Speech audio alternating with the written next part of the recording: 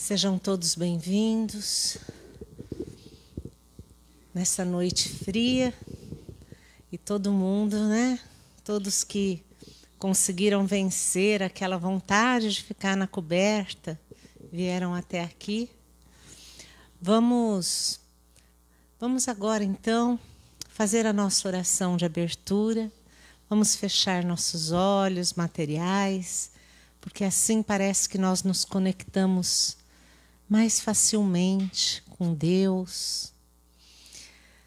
Pai querido, nós te pedimos que abençoe a cada um aqui presente. Pedimos, Pai, que nos envolva com seu amor, a sua bondade.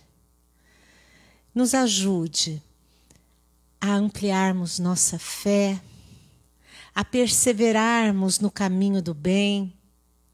Nos ajude, Pai, porque queremos trilhar todos os caminhos ensinados por Jesus, nosso Mestre. Nós te agradecemos por todas as bênçãos, por todos os desafios que já vencemos e por aqueles que estamos por vencer. Agradecemos, Pai, porque sabemos o quanto o Senhor nos dá além do que merecemos. Que assim seja. Hoje o tema da palestra é autocompaixão. E vai ser a nossa companheira Marinês que vai falar.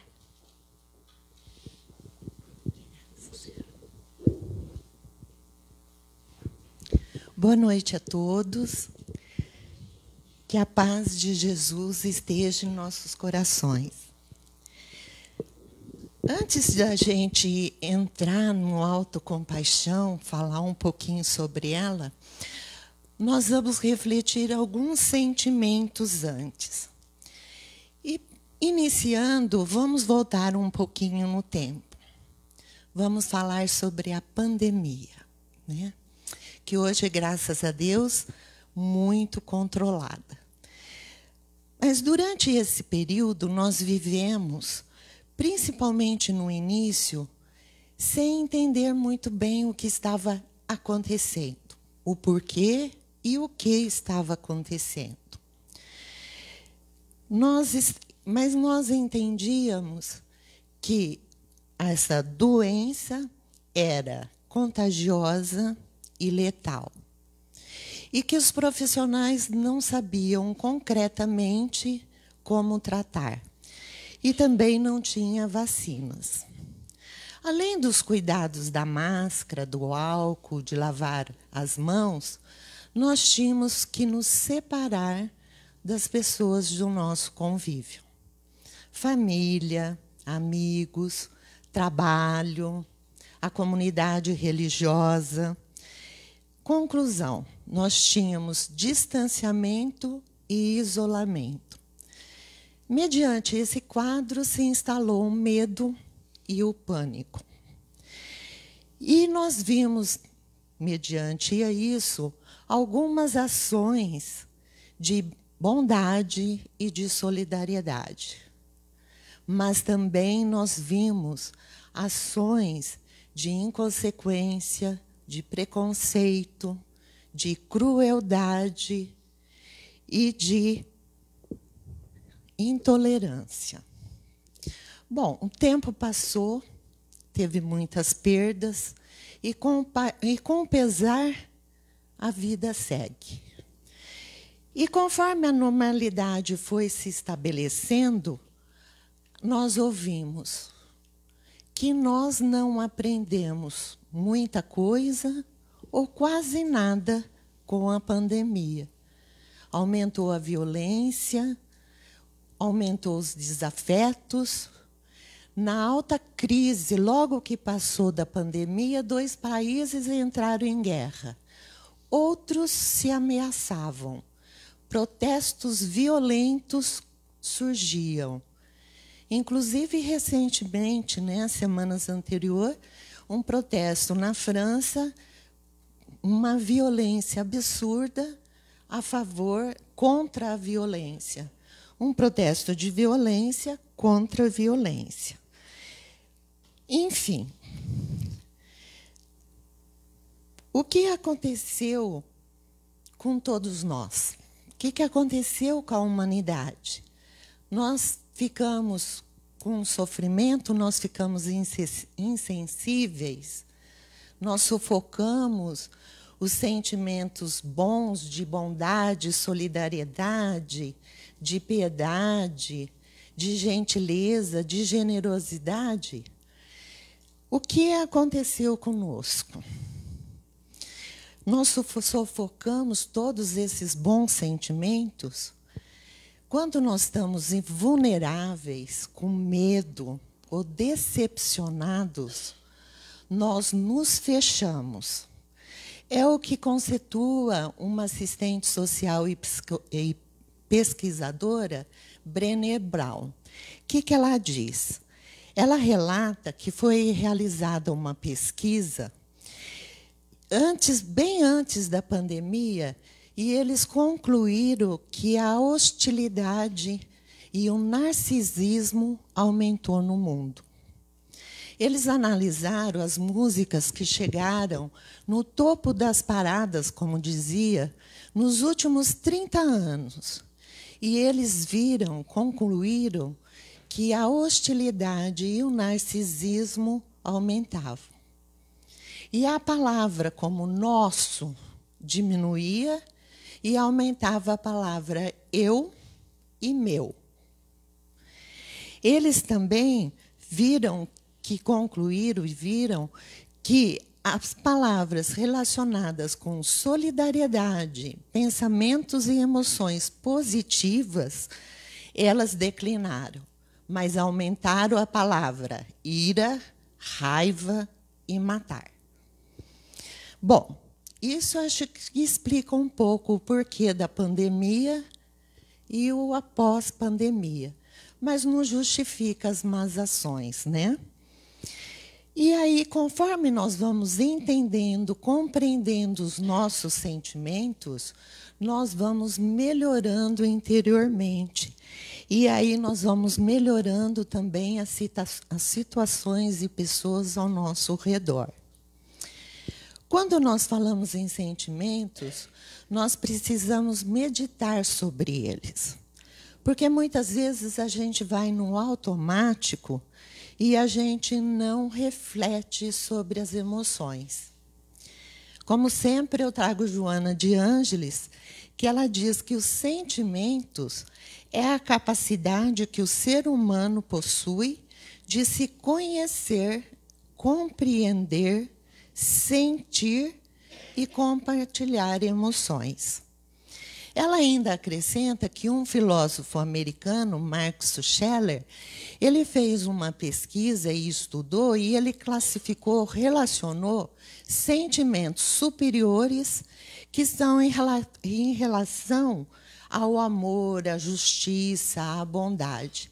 E os sentimentos inferiores, que é a relação com a atitude física, como os ciúmes, a inveja, a ambição de posse.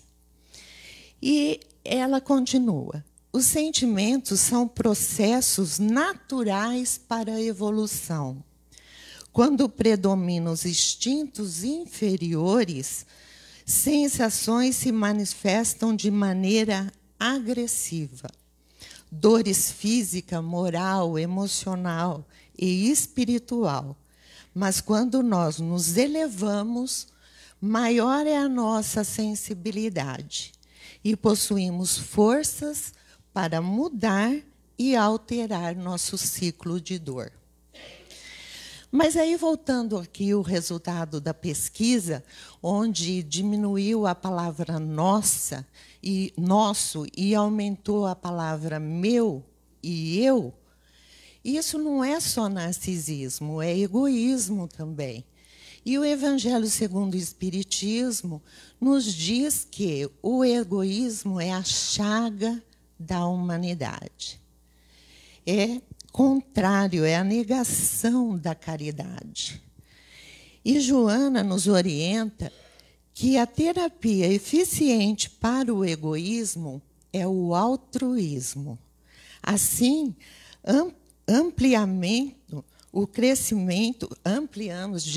assim ampliamos o crescimento interior na conquista de si mesmo. E surge o magnetismo que exterioriza e produzindo a empatia. A partir da empatia surge a compaixão. Mas são sentimentos diferentes. A empatia, você tem a capacidade de se identificar com o outro.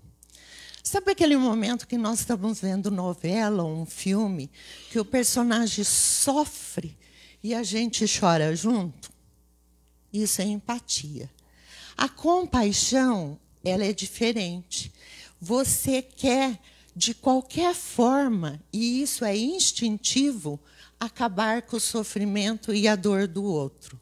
E envolve uma ação. O que é essa ação? Você vai fazer de tudo que estiver ao seu alcance para tentar amenizar ou acabar com a dor do outro. Isso é compaixão. A pessoa compassiva, ela mostra respeito pela dor do outro. Tanto que a palavra compaixão, ela quer dizer estar junto, sentimentos iguais, porque nós trazemos junto a dor do outro, respeitando com a sua dor, mas nós trazemos junto e tentamos, de qualquer forma, amenizar ou acabar com esse sofrimento. E a compaixão, ela gera solidariedade e altruísmo. A pessoa compassiva também tem a percepção, ela vê além da percepção dela. Ela vê muito além disso. Ela não tem credo religioso, não tem raça, não tem nacionalidade. Ela quer atingir todos da mesma maneira. Ela quer acabar com o sofrimento de todos. E ela vai além das pessoas também, com os animais e com plantas também. E nós não podemos confundir dó e pena com compaixão. Compaixão não é dó, não é pena. Como os sentimentos são eles de uma corrente, vocês perceberam isso? Cada sentimento vai puxando outro sentimento. Cada vez que nós conseguimos superar um sentimento, que a gente consegue aprender aquele sentimento, que a gente começa a agir com aquele sentimento, surge um novo sentimento. Então, é uma corrente, são vários elos que se ligam numa corrente. E nós temos uma pergunta. Vocês acham que o sentimento, a compaixão, ela é natural, ela é inata, ou nós aprendemos?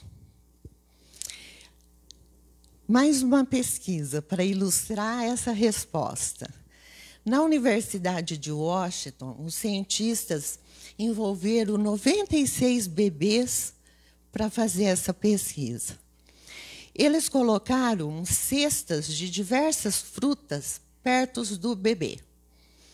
E o cientista se mostrava interessado nas frutas. Ele não pedia as frutas, ele só se mostrava interessado nas frutas. E o outro cientista ficava indiferente a essas frutas. 48 bebês ofereceram naturalmente, espontaneamente, frutas ao cientista que estava interessado.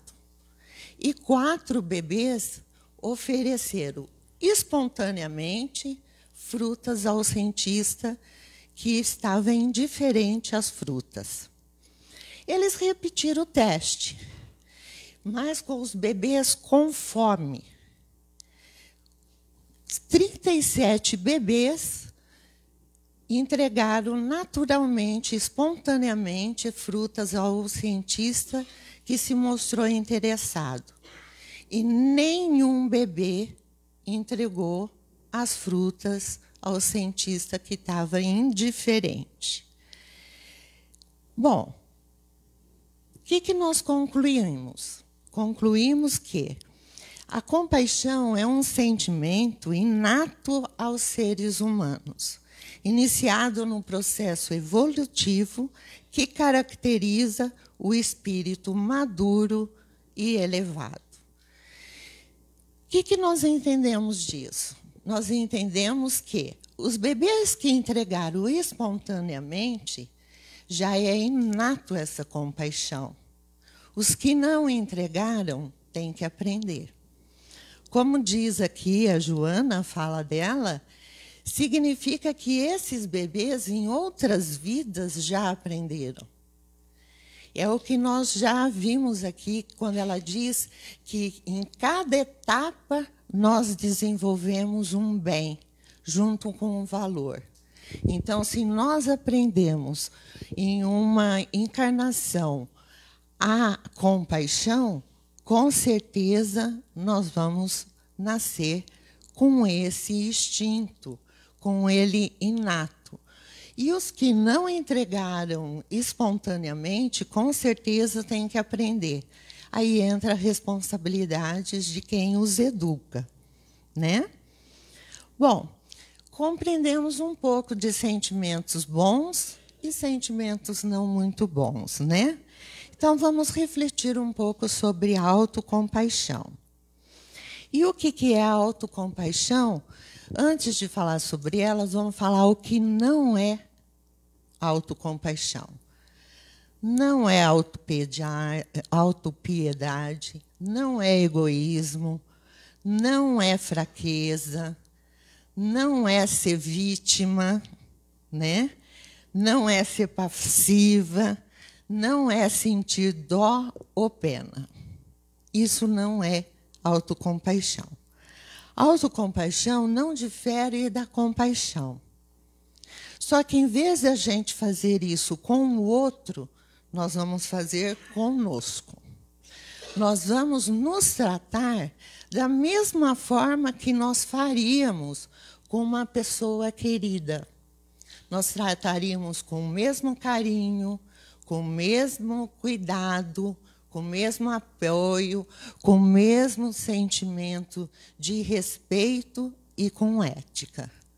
Faríamos a mesma coisa conosco que faríamos com alguém querido nosso. E Christine Neff, uma pesquisadora e acadêmica da psicologia americana, ela tem um trabalho sobre autocompaixão, de muitos anos e pesquisas que ela fez. E ela diz que a compaixão, ela concluiu que tem 3 componentes para a autocompaixão. Um dos componentes é a autobondade. É você se confortar naquele momento de sofrimento, você se acalmar, se confortar, ser gentil com você, para você se sentir o melhor possível naquele momento. Ser caloroso e estar com você naquele momento, com todo o cuidado, com todo o carinho que a gente merece, né? O segundo ponto que ela diz é a noção de humanidade. É compreender que a sua experiência é a luz da experiência comum. Nós sabemos que, como seres humanos, nós somos falhos e cometemos erros. Mas quando alguma coisa que não é boa acontece conosco, ou que nós falhamos, a gente começa. Por que comigo? Qual a razão de isso ter acontecido comigo? Por que eu? É a primeira coisa que a gente pensa. Nesse momento, a gente esquece que nós somos humanos e que erramos. Se somos rejeitados, ficamos pior ainda. Porque só eu no mundo está acontecendo isso. Nós nos sentimos isolados, nós nos sentimos que ficamos só. E aí, o que a gente faz? A gente acha que não é normal. Não é normal a gente errar, não é comigo, não é normal isso acontecer. Sim, é normal. Nós estamos aqui, o sofrimento nos ajuda a evoluir como pessoa e como espírito. É normal a gente sentir isso. E nós também, quando estávamos no plano reencarnatório, nós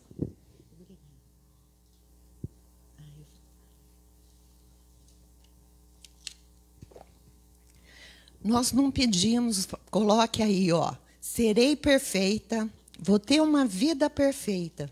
Isso não acontece. E mesmo que a gente quisesse, nossos mentores nos adverteriam. Diria, não, isso não pode acontecer. E isso é tão certo que nós estamos aqui, num planeta de provas e expiações. Então, nós não teremos uma vida perfeita, não seremos perfeitos. E o terceiro item é estar consciente do seu sofrimento e da dor. A alta compaixão, ela diz para você, a dor está acontecendo, o sofrimento está aí. E você precisa notar. Aí a gente pensa, como eu não vou notar? Tanto meu corpo quanto minha mente está gritando a minha dor, o meu sofrimento. Como eu não estou notando? Normalmente isso acontece. Nós não gostamos de sofrer e não gostamos de ficar perto do sofrimento. Se nós pudéssemos, nós livraríamos disso rapidinho. Entramos nesse modo, vamos resolver o problema. E nós, como os bons espíritos, que somos, espíritas que somos, o que a gente faz? Mentor, por favor, me ajude, acabe logo com isso, me tire desse sofrimento. Não é assim que a gente faz? A gente quer que acabe logo. Mas não é por aí, né, gente? É claro que eles vão nos ajudar, mas talvez não seja da forma como a gente gostaria. Mas é olhar para a dor, ficar com ela, estar junto dela.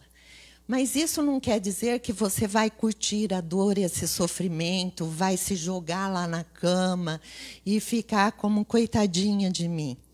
Isso me lembra um desenho animado do passado, quem tem mais de 40 deve lembrar.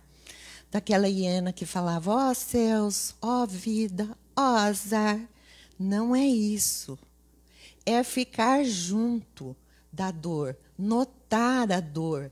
Porque se você não notar a dor, você não tem como oferecer a compaixão. Você não tem como apoiar, se dar apoio, se dar carinho. Você entender que isso vai passar, que vai melhorar. Então, nós precisamos notar a dor. E, normalmente, a gente não nota, porque nós ficamos nos criticando e nos julgando tanto. Eu não fui bom o suficiente, eu não devia ter errado, porque eu errei, eu não devia ter feito aquilo.